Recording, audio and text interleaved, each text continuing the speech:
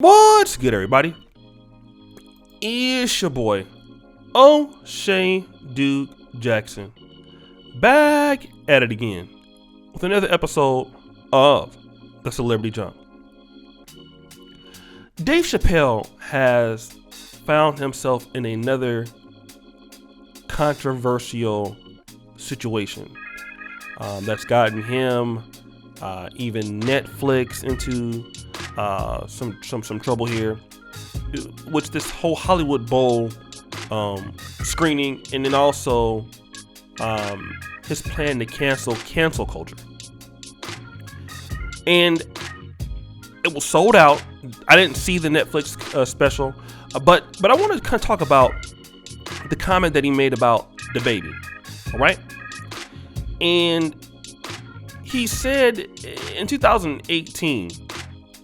The baby shot another man to death that was trying to rob him. Okay? But when that happened, it wasn't a problem. So to kill another black person with the baby was okay. Talking down on black people was okay. All right?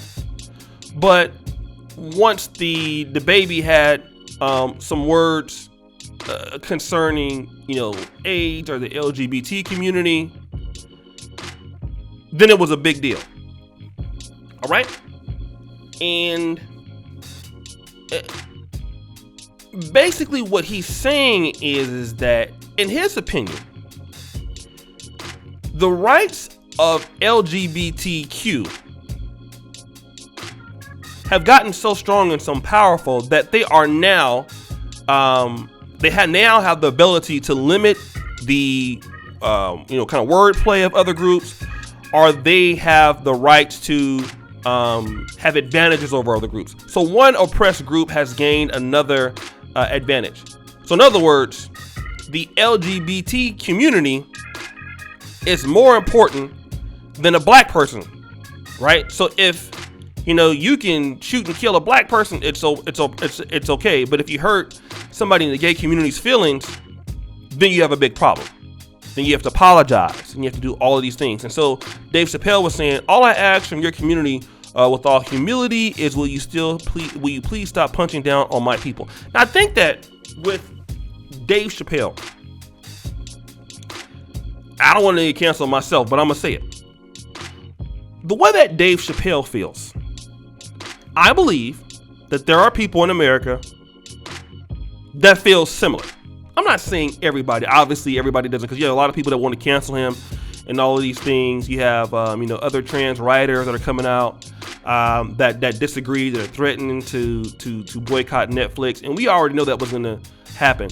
But there are some people in America that stand along the fact that African American rights are not as important as those as LGBTQ, that they, their agendas are more important than everybody else's. That's kind of where he's going with this. Let me just say something with all of that. And I'm going to tread lightly, because there are people that feel similar, like with the vaccination thing. Some people like, some people don't. The LGBTQ thing, you have a lot of people, surprisingly, in all different walks of life that, agree with what's going on with LGBTQ and their agendas.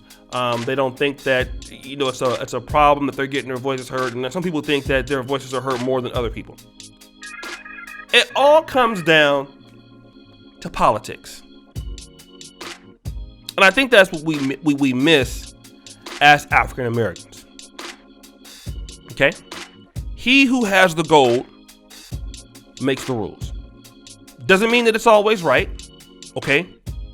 Because that's just really what it is, right? When you are organized and you lobby who you need to lobby, you have people that are sympathetic to your issues. Your voice screams louder than other people. It's just the way that it is. And it doesn't matter who is right or who is wrong or who is in the middle. It's just that people that have organization and they have funding and they have initiatives and they execute those things better than another group, their voice gets heard the loudest. That's how America works. It's how politics works. So same thing that we talk about with Joe Biden. Joe Biden has cut the funding $45 billion to HBCUs to $2 billion. Okay, I know there are going to be some people who thought that was bad and disagreeing with that, and they're looking for things. Listen, but he gave Afghanistan, or people from Afghanistan, he was looking to give them $6 billion. Okay, when you don't stand up for your initiatives and for your agendas and back them up with money and with things that you're supposed to have, I know this is controversial, right? But this is what happens. Okay? And what this is for me is more or less of one group of people that understand how politics works, and another group of people being in America still not understanding how politics works. We're caught up in a lot of times in emotions that, well, we helped build this country. We're owed reparations. These things, our ancestors, ADOS, FBA, all of these things that are true. But if you're not organized, you're not putting money behind what you're talking about, it falls on deaf ears. Okay? And it's the certain things that certain groups do. LGBTQ, one of them. The European Jewish community, another.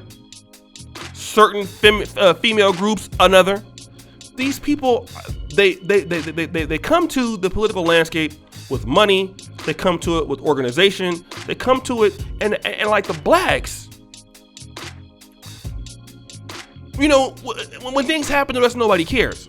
But we have to give people the reason to care about us outside of protesting. Like, we got to start giving resources to our people.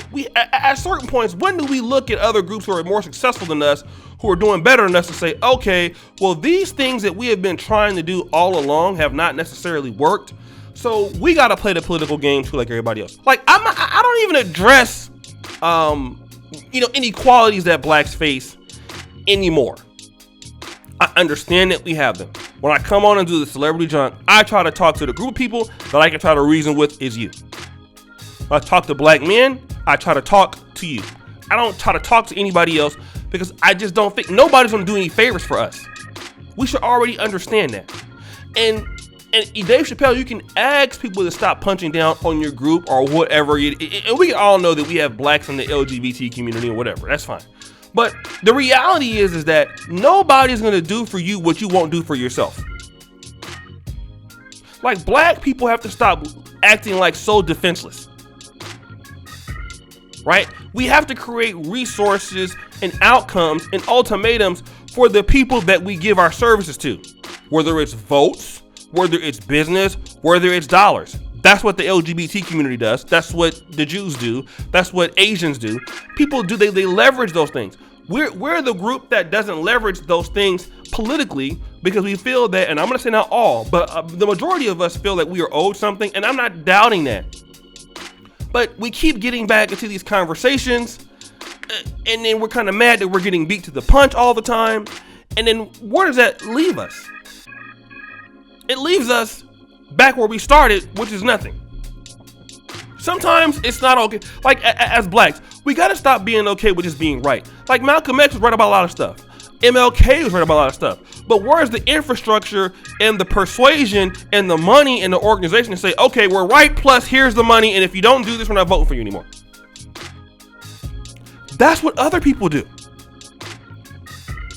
And at what point do we stop being mad that we're getting beat to the punch? That, oh, they care about these issues and not ours. Well, are we giving people the reason to care about those issues? Or what? And these are tough conversations that we don't want to have. And I know people are going to get mad at me in the comments, but it's a reality. Like, what are we talking about? Like, I don't want to be right for the fact that I'm just right about something anymore.